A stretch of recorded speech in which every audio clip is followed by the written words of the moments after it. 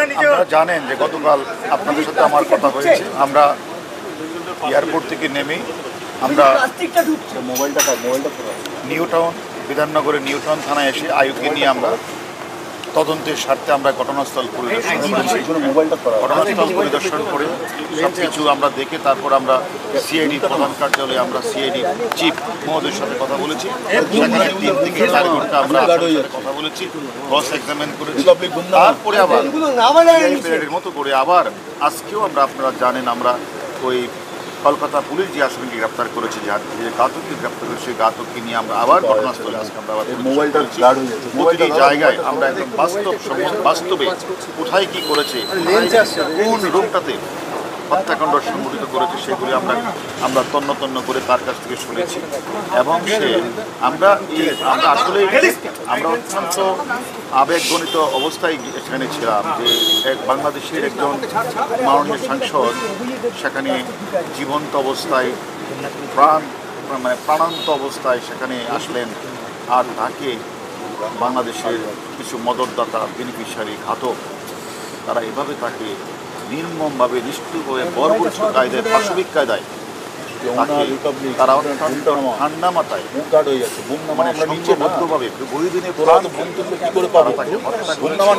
এবং লাশটা টুকরো টুকরো করে তারা গুম করার উদ্দেশ্যে তারা বিভিন্ন জায়গায় নিয়ে গেছে।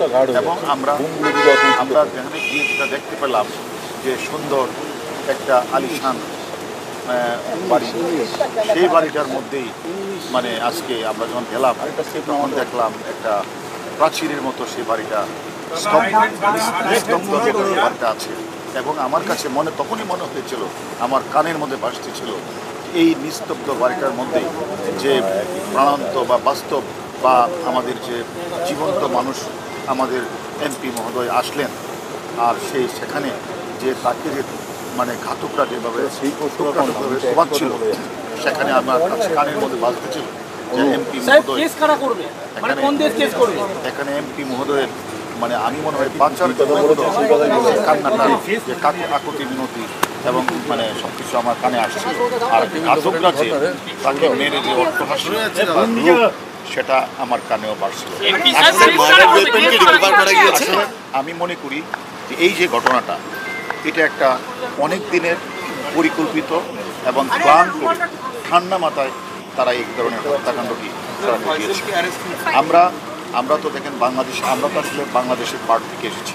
আমাদের বাংলাদেশের পার্টির একটা মামলা হয়েছে, সেই মামলার তদন্তের স্বার্থে আমরা এখানে এসেছি। আমরা আমাদের লাইন আপ যে আমাদের কাছে যদিও তদন্তকারী কর্মকর্তা কিছু বলার কথা না, তারপরেও তারা অত্যন্ত মানবিক এবং তারা যে প্রচুর পরিমাণে পরিশ্রম করছে এই হত্যাকাণ্ডের ক্লু বের করা এবং সে তার যে মৃতদেহ বা তার যে টুকরা লাশগুলি যেখানে তারা ফেলেছে সেখান থেকে উদ্ধার করার জন্য তারা প্রাণান্ত চেষ্টা করছে। এবং আমরা নিজের চোখে দেখলাম এবং তাদের সাথে তাদের যে লাইন অফ ইনভেস্টিগেশনের পার্ট আমাদেরকে শেয়ার করেছেন।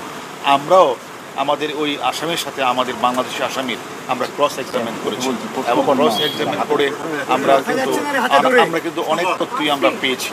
এবং আমরা কিন্তু এই আসামিটাকে নিয়ে আমরা কিন্তু যে বর্জ্যখালে আপনারা অনেকে ছিলেন সেখানে কিন্তু আমরা সেখানে তাদের যেখানে নিক্ষেপ করা সেই জায়গাটাও আমরা পরিদর্শন করেছি।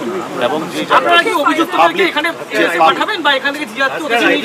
যে পাবলিক টয়লেট, যে জায়গাটা থেকে তারা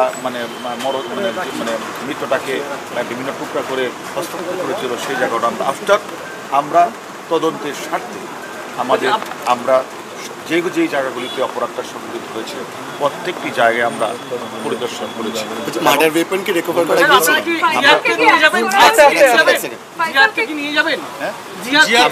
দেখেন, আমরা যেহেতু এখানে আপনারা জানেন যে এই বাসায় একটা মার্ডার এখানে বা কলকাতায় একটা মার্ডার সংঘটিত হয়েছে, তাকে তাদের জিজ্ঞাসাবাদ করছে।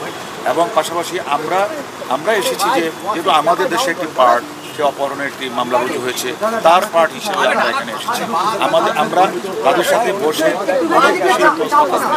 অনেক বিষয়ে কথা বলেছি।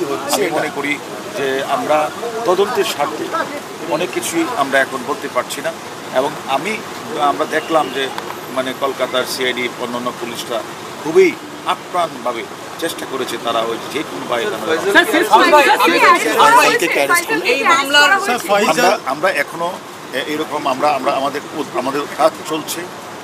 কাজ চলছে, আমরা আমাদের মানে এইসব বিষয় যখনই যেটা পাবো আপনারা জানেন আমরা এখানে 3 সদস্য এসেছি, আমাদের কিন্তু আরও আয়ু সহ আমরা আরেকটি গ্রুপ কিন্তু কাজ করতেছে বাংলাদেশে, তারা অন্যান্য আসামিদেরকে ধরা এবং তারা ওই জায়গায় কিন্তু তারা আছে, কারণ আমরা সবাইকে নিয়ে আসি নাই, আমরা ওইখানে যে আমাদের রিমান্ডে আসামি আছে সেই আসামিদেরকে বিভিন্ন জায়গায় যাওয়া, পরিদর্শন করা এবং তাদের তদন্ত কাজ সম্পন্ন করা, তার জন্য আমরা আইওটি কিন্তু আমরা বাংলাদেশে রেখে আসছি।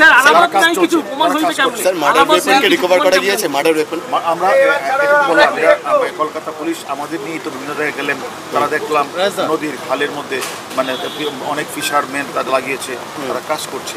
আমি মনে করি তাদের কাজ দেখে আমরা অত্যন্ত সন্তুষ্ট এবং আমি শীঘ্রই আমি মনে করি তারা পুরাপুরি না হলেও তার অংশবিশেষ তারা উদ্ধার করতে পারে। এখনো পর্যন্ত তো আপনারা মনে করেন যে অনেকগুলি কারণে থাকতে পারে, যেহেতু আমরা দুই দেশ আমরা সেখানে তদন্ত করছি, আমরা অ্যাকচুয়ালি কারণটাতে তদন্ত একটু লম্বা প্রক্রিয়া, কারণ দুটি দেশে অপরাধ মোবাইল আবার বাংলাদেশের পার্টির পরিকল্পনা এবং সেখানে অপহরণের ঘটনাটি ঘটেছে, আর আর হত্যাকাণ্ডটি ঘটেছে হলো আপনাদের নিউটাউনের আলিশান বাড়িতে, যেহেতু একটি লম্বা দীর্ঘ প্রক্রিয়া।